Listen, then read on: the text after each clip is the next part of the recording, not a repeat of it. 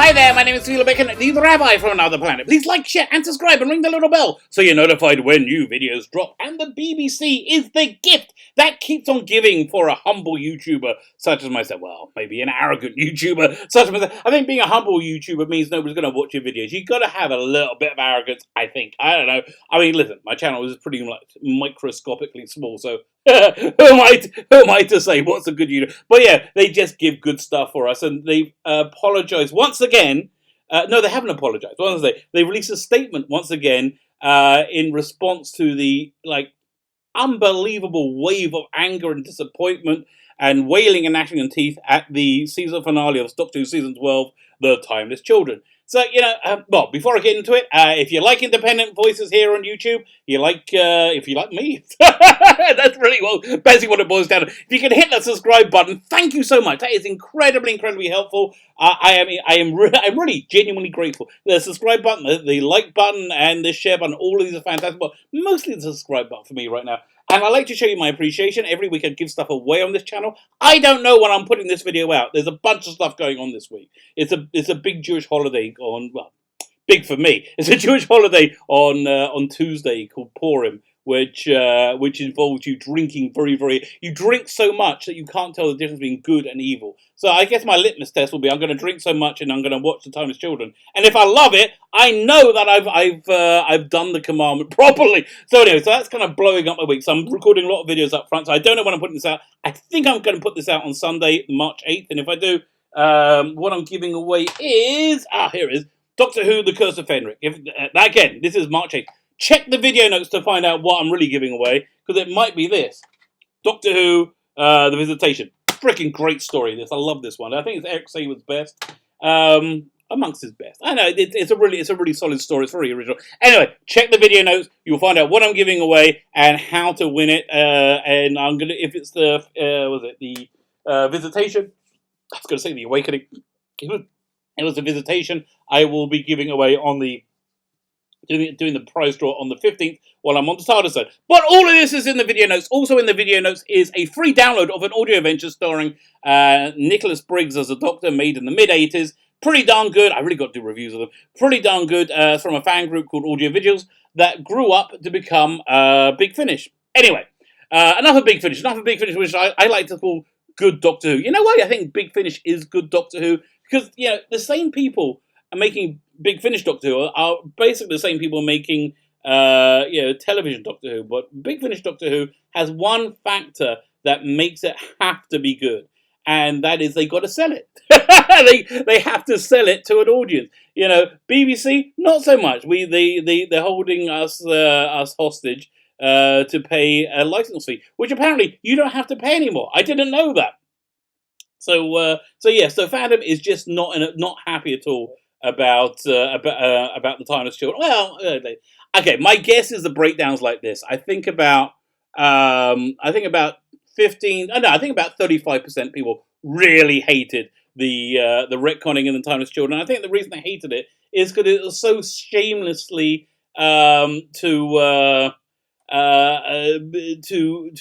dilute the Doctor, to make the Doctor less white and less male. It was very shamelessly and openly about that, I think, anyway. And I think if you find, white maleness offensive, and if you find skin colour and gender very important, and the only criteria on which you will judge a person, you probably like the series. So there's quite a lot of people like that. I would say 10 to 15%. I don't know the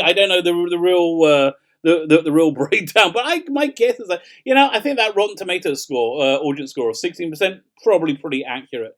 But I think most people are in the middle, and they're just like, listen, I like the writing to be better, cut up with the screaming about politics. But I really think Timeless Children crossed the line. So why do I think Timeless Children crossed the line? Because the BBC had to give out yet another freaking statement. So let's read the statement. And the statement actually, rather than placating people, it demonstrates the actual reason people are pissed off with the BBC. And you know what? I wish I could get the word out there. We could start a campaign like hashtag defund the BBC, hashtag cancel the license fee. Because I think if there was real popular support for that, if that was a movement, which I think it really could become one, the BBC is in a lot of trouble, and they may find themselves in the same position as Big Finish. But Big Finish, the reason I say they probably have the same kind of outlook. If you ever follow like Nicholas Briggs, I love. I would love him to be the showrunner on Doctor Who. If you ever follow his Twitter, listen, I stopped, but it was just like Brexit, Brexit, Brexit, Jeremy Corbyn, Brexit, Brexit, but Jeremy Corbyn, Jeremy Corbyn. It's like crazy. So yeah, so he's in the same ilk as Chibnall, but like again, I think he understands that he needs to have a client base to to sell his product to, which the BBC doesn't have to do. So let's read this really bad statement they put out. Doctor Who is a beloved long-running series. We know it's a beloved long-running series. That's why we're all pissed off. Okay, so firstly, it's such a patronising tone it starts with. We all know Doctor Who is a beloved long-running series. You don't have to talk down to us. And we understand that some people feel attached to a particular idea they have of the Doctor. A particular idea they have of the Doctor. What, you mean the thing they established over 57 years? Yeah, I find when I do things for 57 years in a row, I kind of get attached to it. Do you remember that episode of South Park once where Cartman's in prison and they smuggle in stuff? He smuggles in, I can't remember what it is, but in his arse, as one does in prison. And so, cigarettes, right? He started smoking, and then there's a very funny scene of him extracting them. They're like, pooping them out, and and then as he does, he goes, and then he flushes, and it's like, and the guy who's smuggling cigarettes in was like, what the hell? What did you just do? I said, you do something all your life, you kind of get attached to it. So yes, we are attached to the 57-year law. Now, I want to be clear. I don't think the Doctor has to be white. Yeah, I'm happy with him being any skin color, quite frankly. I think Patterson Joseph, who was rumored to be the front runner instead of Matt Smith, would have been a really good choice. And yeah, I think I have no problem whatsoever. Before Jodie Whittaker, I was kind of on board for a female Doctor too. I was like, well, that'll be interesting. Let's try that out. But unfortunately, it came wrapped up with so much disgusting agenda. I think she's tainted the world. Well, I think she's taken the world for herself. Not that it really matters, but also for the idea of a woman playing the Doctor. I think once they come to their senses, which they probably never will do. Once they come to their senses, I don't think we're going to be able to do a female Doctor again. But again, I don't think they're going to come to their senses. So yeah, that's. But I would have loved to see Ruth Wilson as the Doctor. I think she would have done. You need to have somebody who has some gravitas, who has some strength to them, which just Whittaker doesn't. Going like this isn't strength. It's not. I'm sorry. I don't know why you got that note. Yeah, Jodie is saying, "Oh, that's a good way to play the Doctor." Oh God, it's so annoying. Anyway, particular idea. So we have some people. Fandom. Feel attached to a particular idea they have of the Doctor, the idea they've given us for 57 years, or that they enjoy certain aspects of the program more than others. Yes, I enjoy the aspect before Chris Chibnall arrived, and far more than the aspect of him after he arrived. So that I think we can agree there. Opinions are strong, and this is indicative of the imaginative hold Doctor Who has. Yeah, okay. Who are you talking to? Yes, we understand that. That's why we're all pissed off, you idiots! That so many people engage with it on so many levels. Yes, we get this is something true of the Twitterati, of the people who have taken over our culture. That they think we're stupid. They think it's stupid that we care about Doctor Who. They think it's stupid we care about this character. And I can see it from the dripping disdain from this ridiculous response. They think we are dumb for it. Like, it's just a TV show, it's a children's show, who cares?